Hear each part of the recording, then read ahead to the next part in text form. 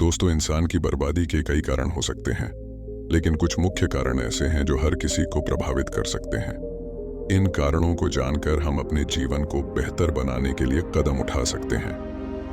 आज की कहानी एक सन्यासी की कहानी। आज मैं आपको यह कहानी बताने जा रहा हूं कि इंसान की ऐसी कौन सी गलतियां होती हैं जो इंसान को बर्बाद कर देती हैं। अगर हम अपनी बर्बादी का कारण जान लें तो हम अपने जीवन को खुशहाल बना सकते हैं। बहुत समय पहले की बात है। एक नगर में एक धनी सेठ रहा करता था। उस सेठ के पास सभी प्रकार की सुख सुविधाएं थीं, लेकिन उसके कोई संतान नहीं थी। संतान के दुख में वह हमेशा चिंतित रहता था। फिर एक दिन उसे पता चला कि उसकी पत्नी गर्भवती है और वह अपनी पत्नी का बहुत ख्याल रखता था। इसलिए एक दिन उसके घर एक बेटे का जन्म हुआ। पुत्र जन्म से सेठ बहुत खुश हुआ। कोई कसर नहीं छोड़ी। उसका बेटा देखते ही देखते बड़ा हो गया। तब सेठ ने अपने बेटे को गुरुकुल भेजने का फैसला किया ताकि वह पढ़ लिख कर विद्वान बन सके। ज्ञान प्राप्त करने हेतु गुरुकुल भेज दिया था। गुरुकुल में वह बच्चा अच्छे से पढ़ाई करता था और अपने गुरु की सभी आज्ञाओं का पालन करता था। ऐसे में वह बच्चा धीरे धीरे वहां का सबसे होनहार छात्र बन गया। गुरुकुल में बालक ने सभी वेद, पुराण और शास्त्रों का अध्ययन किया और एक महान विद्वान बन गया। लेकिन कहते हैं ना कि समय कब बदल जाएगा ये कोई नहीं जानता। ऐसे ही एक दिन किसी प्राकृतिक आपदा के कारण उसके माता पिता की मृत्यु हो गई। और जब उसके माता पिता की मृत्यु हुई तो बच्चे की शिक्षा पूरी नहीं हुई थी। और जब बच्चे ने खबर सुनी कि उसके माता पिता अब इस दुनिया में नहीं हैं और उसका सब कुछ बर्बाद हो गया है, तो लड़का इस सांसारिक मोह में बह गया। इसके बाद लड़के ने कहा कि गुरुकुल से अपनी शिक्षा पूरी करने के बाद वह अपना पूरा जीवन लोगों की भलाई में बिताएगा। फिर जब बालक की शिक्षा पूरी हुई तो उसके बाद बालक साधु बन गया और वह सांसारिक चीजों से दूर हिमालय के जंगल में चला गया। अध्यापन को विश्राम देते हुए समय के साथ उनके सन्यासी की चर्चा चारों ओर होने लगी और दूर दूर से लोग उनके पास शिक्षा लेने के लिए आने लगे। और बहुत से लोग अपनी समस्याओं का समाधान पाने के लिए भी उनके पास आने लगे। वह समस्याओं का समाधान बड़ी आसानी से कर देता था, जिससे वह पूरे राज्य में प्रसिद्ध हो गया। परंतु जिस नगर में वह रहता था वहां का राजा क्रूर व्यक्ति था। जब राजा को तपस्वी के बारे में पता चला तो उन्होंने तपस्वी से मिलने का फैसला किया। अगली सुबह राजा तपस्वी से मिलने के लिए अपने महल से निकल गया और फिर वह उसकी कुटिया की ओर गया। और वहां पहुंचकर राजा ने जब उसे साधु के रूप में देखा तो वह उसे देखता ही रह गया। उसके चेहरे पर एक अलग ही तेज था। जब वह साधु के पास पहुंचा तो उसे असीम शांति का अनुभव हुआ। साधु को प्रणाम किया और उसके पास बैठ गया और उससे बातें करने लगा। वह राजा पहली ही मुलाकात में साधु के व्यक्तित्व से इतना प्रभावित हुआ कि उसी समय से उसने अच्छाई के रास्ते पर चलने का फैसला कर लिया। और मैं सोचने लगा कि इतनी सी मुलाकात में यह साधु मुझे इतना बदल सकता है, तो ऐसा हमेशा रहेगा। यदि तुम मेरे साथ रहोगे तो मेरा जीवन बदल जाएगा। और यह सोचकर राजा साधु से अपने महल में चलने का अनुरोध करने लगा। राजा का आग्रह सुनकर सन्यासी माना नहीं कर पाया और वो राजमहल चलने को तैयार हो गया। तब राजा सन्यासी को महल की ओर ले गए। महल पहुंचकर राजा ने साधु की बहुत खातिरदारी की और उसके बाद राजा ने साधु को एक दाहिने कमरे में भोजन कराया। भोजन के समय साधु ने राजा को धन्यवाद दिया और राजा से जाने की अनुमति मांगी। यह सुनकर राजा ने कहा कि आप हमारे बाग में जब तक चाहे तब तक रह सकते हैं। आपको यहाँ किसी भी प्रकार की असुविधा नहीं होगी और आप यहाँ रहेंगे तो हमारे लोगों को भी अच्छा लगेगा और हमें भी अच्छा लगेगा। यह सुनकर साधु ने राजा का प्रस्ताव स्वीकार कर लिया। राजा के आदेशानुसार सेवकों ने एक सुंदर कुटिया बनाई। उसके बाद साधु उसी कुटिया में रहने लगा। राजा ने उनकी बहुत सेवा की, लेकिन कई वर्षों के बाद राजा और रानी को किसी जरूरी काम से दूसरे राज्य में जाना पड़ा। लेकिन उन्होंने साधु की सेवा के लिए एक सेवादार नियुक्त कर दिया। लेकिन राजा के जाने के बाद वह सेवादार बीमार पड़ गया और अपने घर चले गए और कभी लौटकर वापस नहीं आया। तो तपस्वी को गुस्सा आ गया और उसने राजा को खूब खरी खोटी सुनाई और राजा से कहा कि जो जिम्मेदारी आप पूरी नहीं कर सकते वह जिम्मेदारी आप क्यों लेते हो। तब राजा ने तपस्वी से पूछा और कहा कि सन्यासी, क्या मुझसे कोई गलती हो गई है? तो इसके लिए मैं आपसे क्षमा मांगता हूँ। कृपया मुझे क्षमा करें और मेरा क्रोध शांत करें और बताएं कि क्या हुआ था। ये सुनकर साधु ने उससे कहा कि तुम्हारे जाने के बाद मुझे यहाँ किसी ने भोजन नहीं दिया और मुझे कई दिनों तक कष्ट सहना पड़ेगा।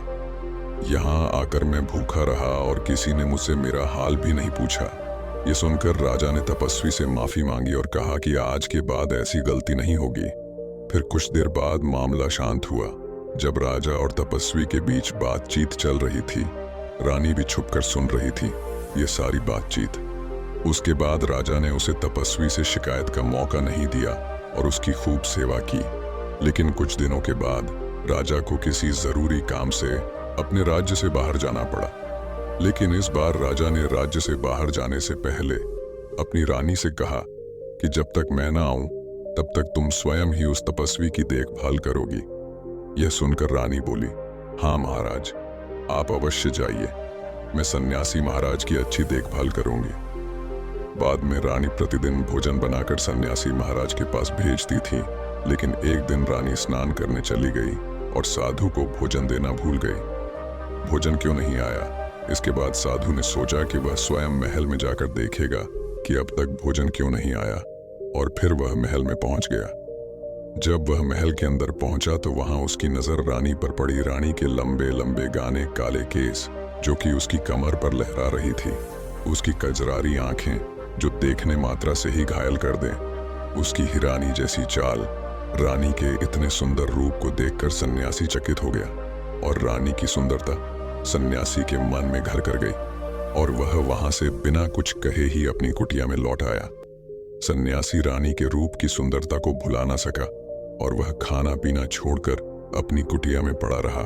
उसने कई दिनों तक कुछ भी नहीं खाया, जिस वजह से वह बहुत कमजोर हो गया।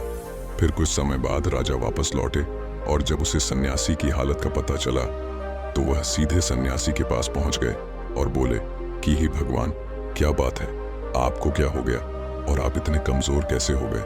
किस गहरी सोच में डूबे हो? क्या मुझसे कोई गलती हो गई है? तब साधु ने कहा, नहीं राजन, आपने कोई गलती नहीं की है। यह सुनकर राजा बोले, तो फिर क्या बात है, आप मुझे बताएं, मैं आपकी समस्या का समाधान अवश्य करूंगा। यह सुनकर तपस्वी ने राजा से कहा कि आपकी रानी की अद्भुत सुंदरता को देखकर मैं उसकी सुंदरता पर मोहित हो गया हूं और अब मैं रानी के बिना नहीं रह सकता। यह सुनकर राजा हैरान हो गया और कुछ देर सोचने के बाद राजा ने उसे सन्यासी से कहा, मैं आपको रानी दे दूंगा। यह मानकर सन्यासी बहुत प्रसन्न हुआ। फिर राजा सन्यासी को लेकर महल चले गए और जब राजा और सन्यासी महल पहुंचे तो उस दिन रानी ने अपने सबसे सुंदर वस्त्र और आभूषण पहने थे।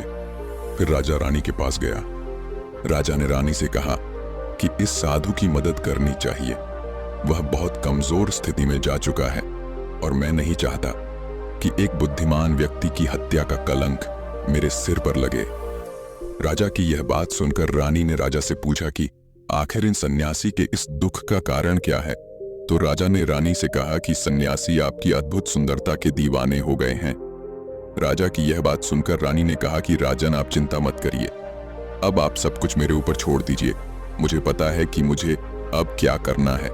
आपके ऊपर न तो सन्यासी की हत्या का पाप लगेगा और न ही उससे मेरे पवित्र धर्म का नाश होगा। रानी की यह बात सुनकर राजा ने रानी को सन्यासी को सौंप दिया। उसके बाद सन्यासी रानी को लेकर कुटिया पर पहुंचे। जब रानी सन्यासी की कुटिया पर पहुंची, रानी ने सन्यासी से कहा कि हमें रहने के लिए घर चाहिए, हम इस झोपड़ी में नहीं रह सकते। यह सुनकर सन्यासी राजा के पास गया और राजा से जाकर बोला कि हे राजन, हमें रहने के लिए घर चाहिए। सन्यासी की बात सुनकर राजा ने उनके लिए घर का प्रबंध कर दिया। फिर सन्यासी रानी को लेकर घर पहुंचा। जब रानी सन्यासी के साथ उसके घर पर पहुंची तो रानी ने सन्यासी से कहा कि यह घर तो बहुत गंदा है और इसकी हालत बहुत खराब है, मैं इस घर में नहीं रह सकती। ये सुनकर सन्यासी फिर से राजा के पास गया और राजा के पास जाकर बोला कि ही राजन, जो आपने हमें घर दिया है उसे घर की हालत बहुत खराब है। सन्यासी की बात सुनकर राजा ने उसे घर की हालत ठीक करवा दी। उसके बाद फिर रानी घर के अंदर गई और नहा धोकर बिस्तर पर आ गई। तभी साधु भी बिस्तर पर आ गया। फिर उसके बाद रानी ने साधु से कहा कि आप जानते हैं कि आप कौन हैं और क्या बन गए हैं? आप एक महान साधु थे जिनके लिए राजा स्वयं सभी आवश्यक चीजें उपलब्ध कराते थे, जिनके पास दूर दूर से लोग ज्ञान प्राप्त करने आते थे, जो लोगों को सत्य का मार्ग दिखाते थे, जो लोगों की समस्याओं का समाधान करते थे, जिन्हें सभी लोग गुरु मानते थे, जिसे सब लोग भगवान मानकर पूजते थे। और आज आप वासना के कारण मेरे गुलाम हो गए हैं। रानी की यह बात सुनकर साधु को झटका लगा और उसे एहसास हुआ कि वह एक साधु है और यह सब क्या कर रहा है। वह ये सब सुख सुविधाएं छोड़कर शांति की तलाश में जंगलों में चला गया था। जोर जोर से रोने लगा और चिल्लाने लगा और रानी से कहने लगा कि मुझे क्षमा कीजिए महारानी, मैं यह क्या करने जा रहा था। मैं अभी आपको राजा को सौंप कर आता हूँ। सन्यासी की बात सुनकर रानी ने सन्यासी से प्रश्न किया कि साधु महाराज, मेरे मन में एक प्रश्न उठ रहा है, कृपया मेरे प्रश्न का उत्तर दीजिए। रानी की बात सुनकर सन्यासी ने कहा कि पूछो, तुम्हारा क्या प्रश्न है। फिर रानी ने कहा कि जब आपको उस दिन भोजन नहीं मिला तो आप बहुत क्रोधित हो गए। तब मैंने आपके ये रूप पहली बार देखा था और तभी से मैं आपके व्यवहार में परिवर्तन महसूस कर रही थी। ऐसा क्यों हुआ साधु महाराज? आखिर आपको इतना क्रोध क्यों आया? रानी की बात सुनकर सन्यासी ने रानी को समझाया कि जब मैं जंगल में था तो मुझे समय पर भोजन भी नहीं मिलता था, लेकिन जब मैं महल में आया तो महल में आने के बाद मुझे सारी सुख सुविधाएं मिली और फिर मैं इन सभी सुख सुविधाओं के मोह में फंस गया और मुझे इसके प्रति लगाव उत्पन्न हो गया और फिर मुझे इसको पाने का लालच उत्पन्न हो गया और जब मुझे यह नहीं मिला तो मेरे अंदर क्रोध उत्पन्न हुआ। फिर सन्यासी ने कहा कि महारानी, सच तो यह है कि अगर इच्छा पूरी नहीं हो तो क्रोध उत्पन्न होता है और अगर इच्छा पूरी हो जाए तो लालच बन जाता है। फिर सन्यासी ने रानी से कहा, यह इच्छा की पूर्ति ही मुझे वासना के द्वार तक लेकर आई है और मैं आपके प्रति आकर्षित हो गया। इसके बाद वो सन्यासी रानी को लेकर राजा के पास गया और बोला कि राजन, मुझे क्षमा कर दीजिए, मुझे अपनी गलती का एहसास हो गया है। यह लो आपकी रानी, मुझे यह सब नहीं चाहिए। मैं अपनी इच्छा के वशीभूत होकर यह गलत कार्य करने जा रहा था और अपने जीवन को बर्बाद कर रहा था, लेकिन अब मुझे सब कुछ समझ आ गया है। उसके बाद उसे सन्यासी ने कहा कि हे राजन, मनुष्य की बर्बादी का कारण उसकी 4 आदतें बनती है और दुनिया की हर एक व्यक्ति के अंदर यह 4 अवगुण होते हैं, लेकिन जो व्यक्ति इन पर नियंत्रण का लेता है वह दुख और परेशानियों से बच जाता है। वहीं जो व्यक्ति इन 4 दोषों पर नियंत्रण नहीं कर पाता है वो बर्बाद होने के कगार पर पहुंच जाता है। ये सुनकर राजा ने कहा कि महाराज, आप मुझे वो 4 आदतें बताइए जिससे कि मनुष्य की बर्बादी हो जाती है। फिर सन्यासी ने राजा को मनुष्य को बर्बाद करने वाली आदतों के बारे में बताया कि हे राजन, मनुष्य को बर्बाद करने वाली पहली आदत है इच्छा, क्योंकि इच्छा ही दुनिया की हर एक व्यक्ति के अंदर सबसे पहला अवगुण होता है और जो व्यक्ति अपनी इच्छाओं को नियंत्रण में नहीं रख पाता है वह जीवन के किसी भी क्षेत्र में सफल नहीं हो पाता है, क्योंकि जैसे ही उसकी एक इच्छा पूरी होती है वह दूसरी की ओर बढ़ाने लगता है और दूसरी पूरी होती है तो तीसरी इच्छा उसके मन में जागृत हो जाती है और फिर ऐसे करते करते इच्छाओं पर नियंत्रण न होने के कारण इसी जाल में उलझा रहता है और दुखी रहता है। इसीलिए राजन, जब हम इच्छाओं पर नियंत्रण पा लेते हैं तो हम हमारे मन पर भी नियंत्रण पा लेते हैं और जब हमारा मन हमारे बस में होता है तो हमें सुखी प्राप्ति होती है। फिर जो हम चाहते हैं वही हमारे साथ होता है। फिर सन्यासी कहता है कि हे राजन, मनुष्य को बर्बाद करने वाली दूसरी आदत है वासना। वासना का जन्म हमारे मन में उठने वाली इच्छाओं से होता है। जिस प्रकार इच्छा का कोई अंत नहीं होता और मनुष्य वासना के जाल में फंसता ही चला जाता है। वासना के वशीभूत होकर मनुष्यों को कुछ भी नजर नहीं आता है। आज तक जितनी भी लड़ाइयां हुई हैं उनका सबसे बड़ा कारण स्त्री को पाने की इच्छा ही रही है। स्त्री के प्रेम में वशीभूत होकर राजा महाराजाओं ने आज से पहले बहुत सारे युद्ध किए हैं। रावण भी संसार का सबसे बुद्धिमान व्यक्ति था, लेकिन उसने भी माता सीता की सुंदरता की जाल में फंसकर अपना सब कुछ बर्बाद कर लिया। उसकी मृत्यु का कारण एक स्त्री ही बनी थी। कई राजा महाराजा तो युद्ध में इसलिए हार गए क्योंकि वो लोग स्त्रियों से रासलीला रचने में ही रह गए। ईश्वर ने तो स्त्री की उत्पत्ति इस संसार को बढ़ाने के लिए की है, लेकिन आजकल लोगों ने इसे अपनी वासना का शिकार बना लिया है, अपने मनोरंजन का साधन समझने लगे हैं। और जब उन्हें अपना यह मनोरंजन नहीं मिलता तो वो पागल हो जाते हैं और ना जाने क्या क्या कर बैठते हैं। इसीलिए हे राजन, जितना हो सके उतना वासना से दूर रहना चाहिए। फिर सन्यासी कहता है कि हे राजन, मनुष्यों को बर्बाद करने वाली तीसरी आदत है क्रोध। क्योंकि जब मनुष्य की वासना की पूर्ति नहीं होती है तो उसके अंदर क्रोध उत्पन्न हो जाता है, और जब व्यक्ति को क्रोध आता है तो उसे पर उसका नियंत्रण नहीं होता है और फिर वो क्रोध में आकर कहीं गलत निर्णय ले लेता है। वो दूसरों को भला बुरा कह देता है, गलियां निकल देता है, और जब उनका क्रोध शांत होता है तो उन्हें अपनी गलती का एहसास हो जाता है। लेकिन तब तक तो सब बर्बाद हो चुका होता है। क्रोध के कारण मनुष्य के कई बने बनाए काम भी बिगड़ जाते हैं। जब मनुष्य के भीतर क्रोध उत्पन्न होता है तो वो अंदर से बहुत कमजोर हो जाता है, और एक कमजोर मनुष्य कुछ भी नहीं कर सकता है। उसे कभी भी सफलता हासिल नहीं हो सकती। क्रोध हमारे भीतर तनाव को उत्पन्न करता है, और अगर एक बार हम तनाव में चले गए तो हमारा पूरा जीवन बर्बाद हो जाता है। फिर सन्यासी कहता है कि हे राजन, मनुष्य को बर्बाद करने वाली चौथी आदत है लालच। हे राजन, लालच का फल सदैव बुरा होता है। लालच में पड़कर हम बहुत से लोगों का बुरा कर देते हैं। हर मनुष्य के जीवन में कभी ना कभी ऐसे लालच अवश्य आते हैं जब वह लालच कर बैठता है और अधिक पाने की लालसा में वह कुछ ऐसा कर बैठता है जिससे जो उसके पास था वह उसे भी गवा देता है। क्योंकि जैसे ही व्यक्ति की एक इच्छा पूरी होती है उसका लालच बढ़ जाता है और उसके मैन में और कई जन्म लेने लगती है। जो व्यक्ति लालच करता है वह कामयाबी से कोसों दूर रहता है, क्योंकि एक ना एक दिन लालच का दुश्मन सामने आता ही है। अगर हम समय रहते ही लालच को त्याग दें और उसकी चाल में ना फंसे तो हम एक सफल व्यक्ति अवश्य बन सकते हैं।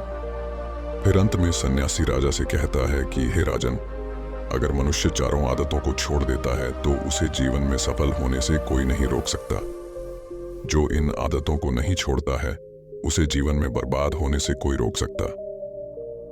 मैं एक सन्यासी होकर इसकी जाल में फंस गया था, तो सामान्य मनुष्य तो इससे बच नहीं सकता। इसीलिए हे राजन, मनुष्यों को इन आदतों से हमेशा बचाना चाहिए। दोस्तों, वीडियो पसंद आई हो तो लाइक करें और चैनल को सब्सक्राइब भी कर दें। मिलते हैं किसी और इंटरेस्टिंग वीडियो में। तब तक अपना ख्याल रखें। धन्यवाद। नमो बुद्धाय।